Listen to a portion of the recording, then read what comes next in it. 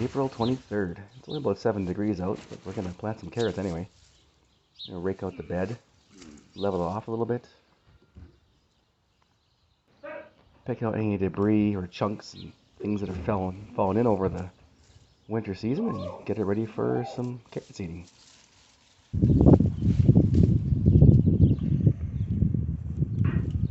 I don't till my gardens, I just use a fork, stick it in, give it a shake, and I do the whole bed.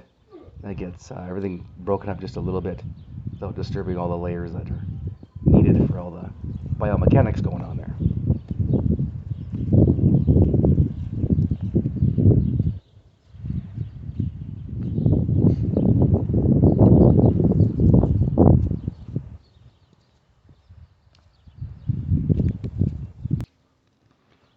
For seeding, carrot seeds are so small, it really is almost impossible to space your seeds out, and some of them aren't going to germinate anyway. So every year I just sprinkle as we go. Just do a nice little line of moving your fingers together.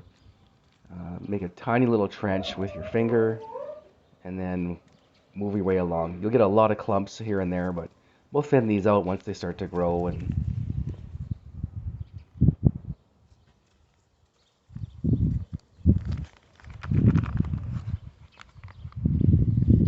it's always really hard when you see big clumps of sprouts coming out in about 2.5 weeks. Then you gotta start ripping them out, but it's necessary to keep your spacing, so that's what we'll do.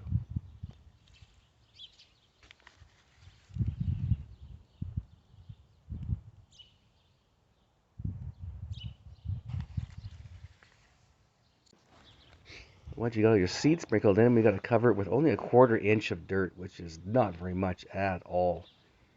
And with leaves and debris, you just got to do your best. I just cover it with, sprinkling a little bit from each side of each trench, and then pack it down with my hands. And some of them might be sticking up above, but there is a trick coming up to take care of that. All natural animal feed additive. So basically it's just diatomaceous earth. You can put it in your food, you can put it on your animals. It's the best ant powder there is. All natural, doesn't hurt anything. It's not toxic in any way. So this bag, if you bought it at Canadian Tire by the little containers for $9, would be about $1,000. So go to your UFA, grab a bag for about $50. You'll have enough for 10 years. Because of my final step in carrots, I like to put diatomaceous earth to keep the ants out. Otherwise they start thinking it's a great big giant anthill to play in. So I just throw big gobs of the stuff on all across all the rows. Doesn't matter if it gets wet. It dries back to powder again, and it actually lasts for years.